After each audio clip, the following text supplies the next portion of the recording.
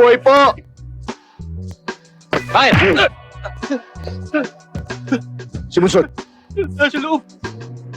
Salamat. Bunsod!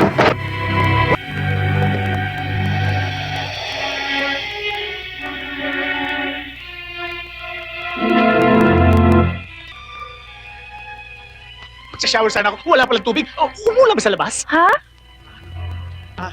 Labas muna ako. Sa ulan lang ako magsashower.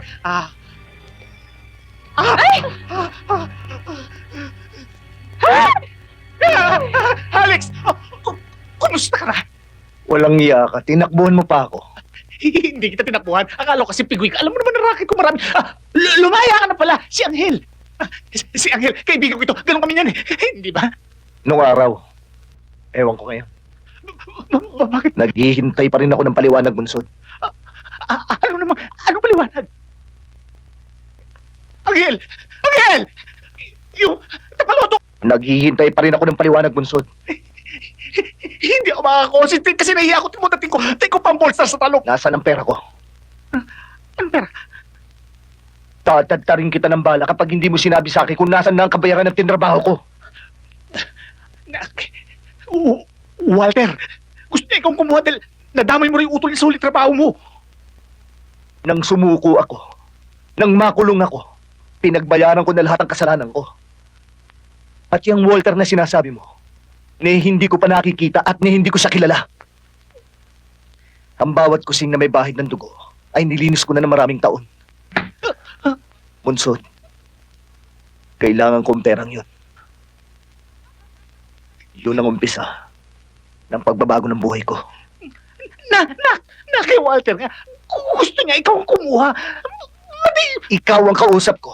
Ikaw ang mananagot sa akin. Ako naman sa ako. Angel, hindi ko kaya yun.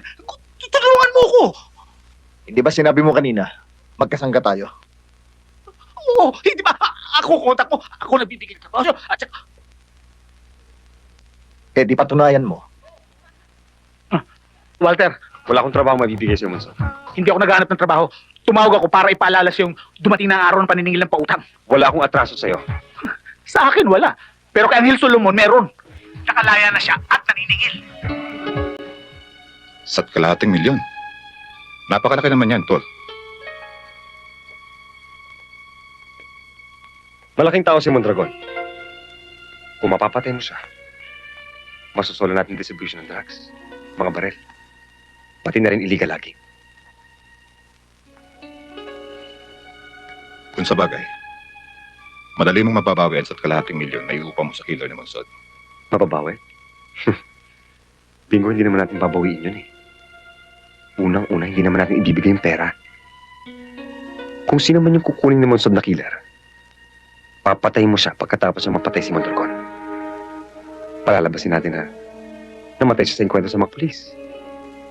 O di kaya sa pakikipag-upakan sa mga tauhan ni Mondragon. Tuso ka talaga, Tol. Ingat ka lang, Tol. Professional yan, babanatan mo.